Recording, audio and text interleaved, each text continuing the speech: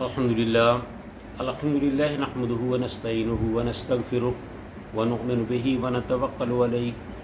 اما بعد اعوذ باللہ السمیع العلیم من الشیطان الرجیم بسم اللہ الرحمن الرحیم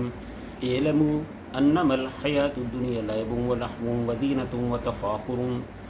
بینکم وتکاثر فی الاموال والاولاد كمثل غيث أعجب الكفار نباته ثم يحيج فتراه مصفرا ثم يكون حطاما وفي الآخرة عذاب شديد ومغفرة من الله ورضوان وما الحياة الدنيا إلا متاع الغرور۔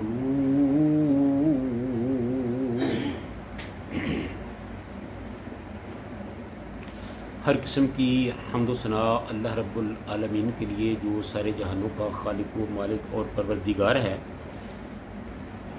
اور لاکھوں کروڑوں درود و سلام پیارے اور کریم آقا حضرت محمد رسول اللہ صلی اللہ علیہ وآلہ وسلم کی ذات والا صفات پر۔ تو ناظرین، یہ جو میں نے آپ کے سامنے آیت تلاوت کی ہے، یہ سورہ الحدید کی آیت نمبر 20 ہے۔ اس میں اللہ تعالیٰ نے انسان کی اور نباتات کی زندگی کا ایک تقابل کیا ہے کہ جس طرح انسانی زندگی مختلف مراحل سے گزرتی ہے، اسی طرح نباتات جو ہیں وہ بھی مختلف مراحل سے گزر کر آگے بڑھتے ہیں۔ تو ان دونوں چیزوں کا اللہ تعالیٰ نے ایک تقابل کیا ہے جو آپ کے سامنے ترجمہ اور تفسیر کی صورت میں پیش کیا جائے گا۔ اللہ تعالیٰ حق اور سچ بیان کرنے کی توفیق عطا فرمائے۔ تو آپ سے گزارش ہے کہ اللہ کے قرآن کی ان پیاری اور سچی باتوں کو زیادہ سے زیادہ آگے لوگوں تک، اپنے بھائیوں تک شیئر کریں،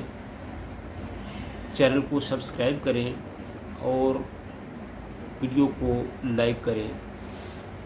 تاکہ اللہ کے دین کی یہ پیاری اور سچی باتیں زیادہ سے زیادہ لوگوں تک پہنچ سکیں۔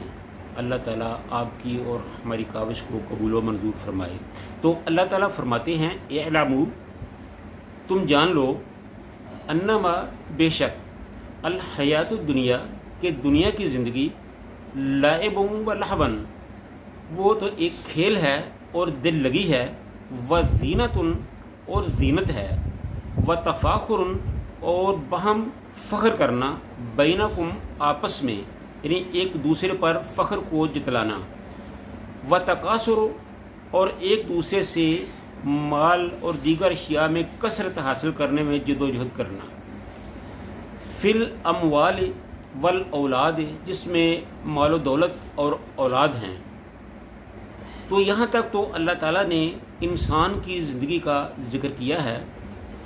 تو انسان کی زندگی 3-4 مراحل میں سے ہوتی ہوئی آگے بڑھتی ہے۔ پہلے بچپنا ہوتا ہے، پھر لڑکپن ہوتا ہے، پھر جوانی ہوتی ہے، پھر بڑھاپا ہوتا ہے۔ تو جب انسان بچپنے میں ہوتا ہے تو اس وقت اس کو اپنی ہوش بھی نہیں ہوتی، شعور نہیں ہوتا، وہ دوسروں کے، یعنی اپنے والدین کے یا بڑوں کے رحم و کرم پر ہی ہوتا ہے۔ وہی اس کے رہنے سہنے کے، خوراک کے، پہننے کے جو انتظامات ہیں وہ کرتے ہیں۔ پھر جب انسان لڑکپن میں آتا ہے تو پھر اس کی یہ خواہش ہوتی ہے کہ وہ بن سنور کر رہے، وہ اپنے معاشرے میں نمایاں رہے، لوگ اس پر توجہ دیں۔ تو یہ اس کا لڑکپن ہے۔ تو جب اس میں جوانی آتی ہے تو پھر جوانی میں جا کر اس کی جو خواہشات ہیں وہ بھی ابھرنے لگتی ہیں، بڑھنے لگتی ہیں۔ پھر وہ مال کی خواہش میں مبتلا ہو جاتا ہے، اولاد کی خواہش میں مبتلا ہو جاتا ہے، پھر وہ فخر اپنے قوم پر، قبیلے پر فخر کرتا ہے، جوانی پر فخر کرتا ہے، خوبصورتی پر فخر کرتا ہے، اپنی بیوی بچوں پر، اپنے مال و دولت پر فخر کرتا ہے۔ حالانکہ یہ چیزیں اس کے لیے اچھی نہیں ہیں، لیکن اس وقت انسان ہر چیز سے بھول کر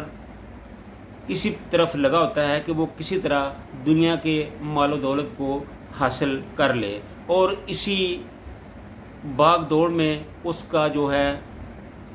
وہ بڑھاپے میں چلا جاتا ہے۔ اور بڑھاپے کو اللہ تعالیٰ نے ایک رذیل، یعنی ایک نکمی عمر کہا ہے، جہاں آدمی اپنی حفاظت خود بھی نہیں کر سکتا وہ پھر دوسروں کا ہی محتاج ہوتا ہے۔ تو یہ ساری چیزیں اللہ تعالیٰ نے بیان کرنے کے بعد فرمایا کہ کماسل غیثن،